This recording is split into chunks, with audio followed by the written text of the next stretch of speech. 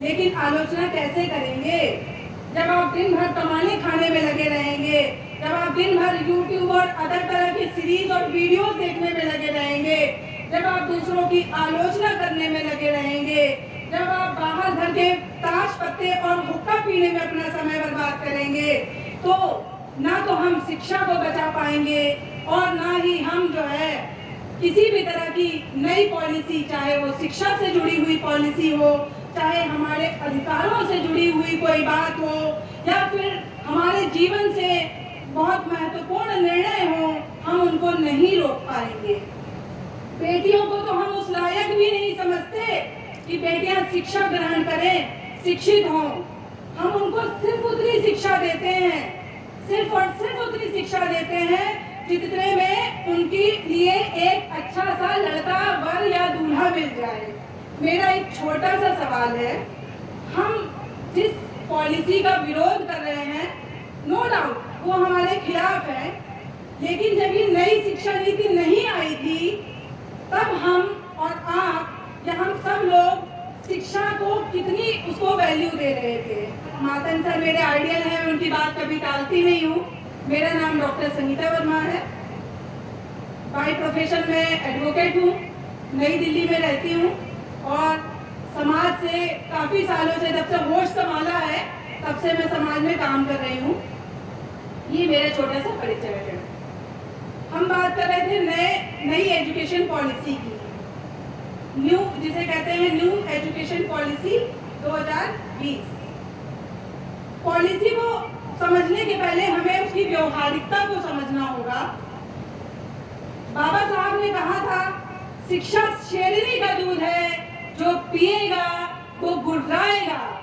तो आप लोगों ने भी महसूस किया होगा, जो शिक्षा पा लेता है वो कहीं न कहीं उसमें चेतना आ जाती है, कहीं न कहीं तर्क करने की क्षमता आ जाती है, कहीं न कहीं संवाद करने की कला आती है। इसलिए शिक्षा को हमारे महापुरुषों ने बहुत महत्व दिया और उन्होंने इसीलिए कहा था, शिक्षित बनो, संघर्ष करो, संगठित हो, संघर्ष करो। हमारे अभी पहले के वक्तागण बात कर रहे थे न्यू एजुकेशन पॉलिसी पर। सभी ने बात की कि न्यू एजुकेशन पॉलिसी में ऐसा है, वैसा है, बहुत सारी जो चीजें हैं ऐड की गई हैं जो हमारे खिलाफ जाती हैं। मेरा एक छोटा सा सवाल है, हम जिस पॉलिसी का विरोध कर रहे हैं, नो डाउट वो हमारे खिलाफ है, लेकिन जब ये नई शिक्षा नीति नहीं आई थी तब हम और आप या हम सब लोग शिक्षा को कितनी उसको वैल्यू दे रहे थे। हम अपने घरों में किस तरह से शिक्षा को महत्व देते हैं ये आप सबको पता है। घर में समस्याएं आती हैं तो हम अपने बच्चों से कहते हैं, बेटा नौकरी कर ले कहीं पर, बाद में पढ़ लियो, इस भाषा में, आपकी भाषा में, नहीं तो अगर आम भाषा में और स्टैंडर्ड उसमें बोले तो कहा जाता है कि नहीं बेटा बाद में पढ़ाई कर लेना, शिक्षा जरूरी है, नौकरी जरूरी है। बेटियों को तो हम उस लायक भी नहीं समझते कि बेटियां शिक्षा ग्रहण करें, शिक्षित हों। हम उनको सिर्फ उतनी शिक्षा देते हैं, सिर्फ और सिर्फ उतनी शिक्षा देते हैं जितने में उनके लिए एक अच्छा सा लड़का, वर या दूल्हा मिल जाए। अगर उनकी शादी हो गई है तो शिक्षा की हमारी जिम्मेदारी यहीं पर खत्म हो जाती है। तो हम जिस शिक्षा नीति को के डर से या उसके आने से इतने घबराए हुए हैं, कभी हमने इस बात पर विचार किया है कि जो शिक्षा हमें मिली हुई थी, जो हमारे हाथ में थी, ये शिक्षा नीति तो यहाँ है, लेकिन जो हमारे हाथ में थी, हमने क्या उसको बचाने के लिए प्रयास किया? हमने क्या कदम उठाए? और कदम तो दूर की बात है, आप अगर शिक्षित हो जाते हैं तो मैं मानती हूँ कि आपने शिक्षा को बचाया है। शिक्षा सिर्फ चिल्लाने से नहीं बचती है कि शिक्षा बचानी है, हमें शिक्षित होना है, उसके लिए कदम बढ़ाने पड़ते हैं। मैं मानती हूँ परिस्थितियां हमारे अनुकूल हैं, हर चीज जो है, हर तरह की चीजें हमारे अनुकूल होती हैं, हमारे साथ अन्याय होता है ऐसा है, मैं मानती हूँ। हमारे आगे बढ़ने के रास्तों को रोका जाता है, ये भी मैं मानती हूँ। हमारे साथ सुबह से लेकर रात तक अत्याचार होते हैं, होते हैं, इसको भी मानती हूँ।